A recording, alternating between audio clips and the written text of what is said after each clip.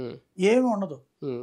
మన ప్రజాస్వామ్యంలో రాజ్యాంగం రాసినటువంటి అంబేద్కర్ గారు ఊహించని పరిణామాలు ఇప్పుడు జరుగుతున్నాయి. హ్మ్.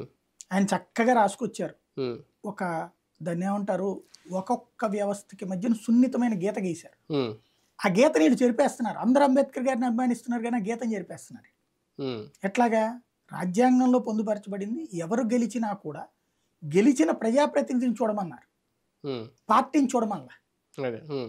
కానీ మన తెలుగు రాష్ట్రాల్లో అట్లాగే ఉంది. జాతీయ స్థాయిలో అట్లా లేదు. హ్మ్.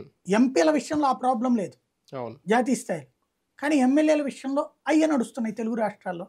హ్మ్. ఏంటి అంటే, ఓడిపోయినటువంటోడే ఆ నియోజకవర్గ ఎమ్మెల్యే. హ్మ్. అధికార పక్షంలో ఉన్నోడు ఎవడైతే ఓడిపోయినాడే ఆ నియోజకవర్గ ఎమ్మెల్యే. అవును. హ్మ్. వాళ్ళు చెప్పినట్టే నడుచుకుంటుంది అధికార యంత్రాంగం అంతా. హుహు. హ్మ్. ఇంకెక్కడ డెమోక్రసీ మనకి? అదే కదా! హ్మ్. కాబట్టి ఇప్పుడు ఆళ్ళకి 5 ఏళ్ళు ఆళ్ళు ఏ పని చేయలేరు. చేయలేరు. హ్మ్. ఇప్పుడు ఇంతకుముందు ఏం జరిగింది? హ్మ్. ఇప్పుడు ఫర్ ఎగ్జాంపుల్ గద్దె రామ్మోహన్ నియోజకవర్గంలో తూర్పు. దేవినేని అవినాష్ చెప్పిన మాటే విన్నారు కదా హ్మ్. అధికారులు. అంటే వీళ్ళ గద్దె పార్టీ రామ్మోహన్ మాట అధికారంలో ఉంది ఎక్కడన్నా కాబట్టి. అదే అంటుంది. హ్మ్. హ్మ్. కాబట్టి ఇప్పుడు తెలుగుదేశం వాళ్ళు, జనసేన, బీజేపీ కూటమి చెప్పిన మాటే వింటారు. హ్మ్. వీళ్ళ హ్మ్. మాట వినరు హ్మ్. అధికారులు. హ్మ్. వీళ్ళకి ఏ పని జరగదు. అవును. అది తర్వాత మళ్ళీ జనం దాన్ని బేస్ చేసుకుని వీళ్ళు ఏ పని చేయలేదు కాబట్టి అని ఓటేయరా? హ్మ్. అట్టయితే మరి తెలుగుదేశం అధికారంలోకి ఎట్టొస్తది? ఒక పక్క తీసుకోము, గేట్లు క్లోజ్ చేసాం అని